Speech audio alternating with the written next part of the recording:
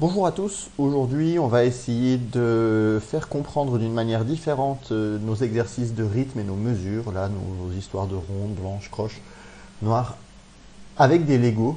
Donc voilà, si vous aviez parfaitement compris vos exercices, que vous avez bien réussi, tant mieux. Si vous avez plus de difficultés, cette vidéo, j'espère, devrait vous aider à comprendre définitivement.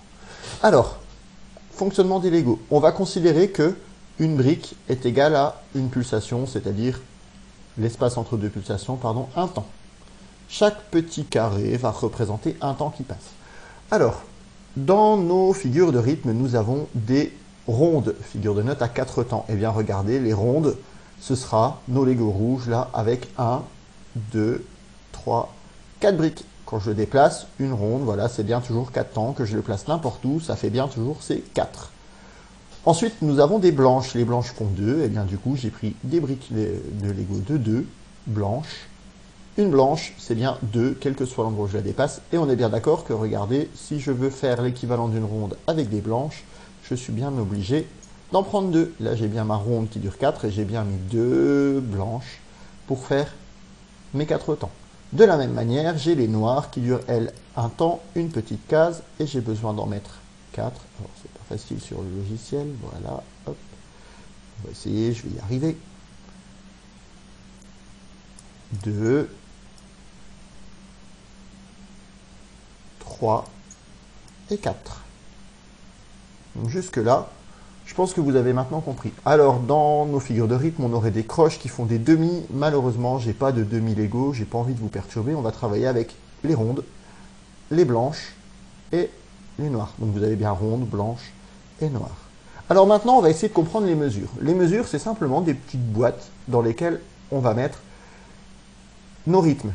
Alors pour symboliser les mesures, moi je vous propose de prendre ces barres de Lego plates. Alors, on va prendre des mesures à 4 temps. Et regardez, pour le principe, si je les mets ensemble, on ne voit plus, donc je décale légèrement. Une mesure à 4 temps suivie d'une mesure à 4 temps. Pour compléter ces mesures, eh bien, je peux mettre dans une mesure à 4 temps une ronde qui fait donc 4.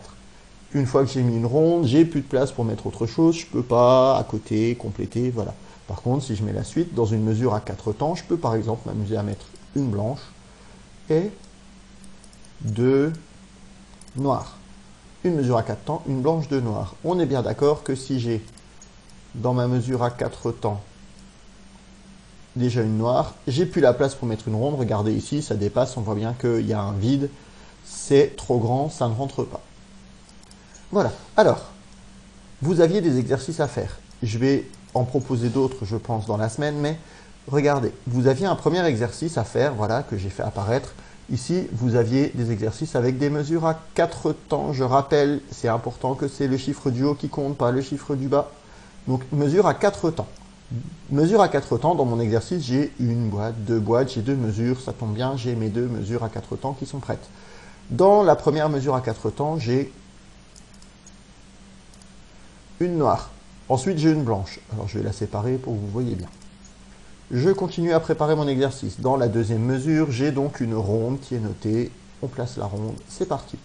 Maintenant, je pense que vous avez facilement compris que dans ma mesure, qu'est-ce qu'il me manque dans la mesure 1 pour compléter? Eh bien, si j'essaye de mettre une blanche, ça passe pas. Si j'essaye de mettre une ronde, ça passe pas. La seule chose que je peux mettre, c'est bel et bien une noire. Donc, dans cet exercice, à cet endroit, il manquait une noire que éventuellement j'aurais pu écrire ici. Mais on voit bien que là, il y a un grand trou. Voilà.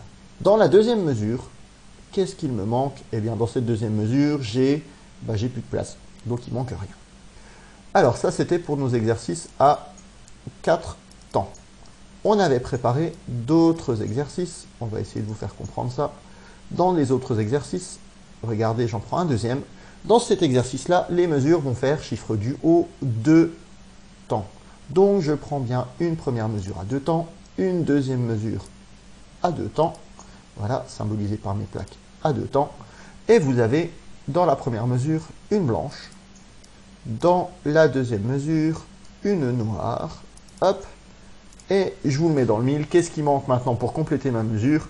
On est bien d'accord que ici il me reste un cran, je vais donc pouvoir mettre une noire et je me retrouve bien avec ma blanche mesure complète et mes 2 noirs mesure complète. Vous avez un troisième type d'exercice avec des mesures à 3 temps. On va donc décaler tout ça, faire nos exercices à 3 temps. Pour la peine, je vais prendre cette fois mes petits exercices avec mes mesures à 3 temps, mes Lego qui font 3. Et si je reproduis l'exercice, dans le premier exercice, la mesure commence par une noire et dans le deuxième, la deuxième mesure commence par une blanche. Voilà, j'ai mis ma noire, j'ai mis ma blanche, on va faire un peu de place autour. Noire, blanche, qu'est-ce qui manque pour compléter la première mesure? On est bien d'accord qu'il me reste 2 picots. 2 picots, c'est les blanches. Et dans la deuxième mesure, il me manque ici, hop, un picot, c'est une noire. Dans aucun cas, j'aurais pu mettre une blanche. Et ben voilà, je pense que vous avez tout ce qu'il faut pour faire le reste. Je rappelle que dans nos exercices, on a aussi des fois des croches. Ces croches qui, elles, font des demi-Lego. Je ne peux pas vous montrer ici, mais le principe est le même. Dans le principe, si j'ai un demi-Lego, et ben pour compléter, il me reste un demi-Lego. On est bien d'accord.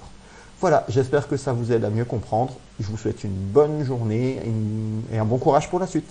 Au revoir.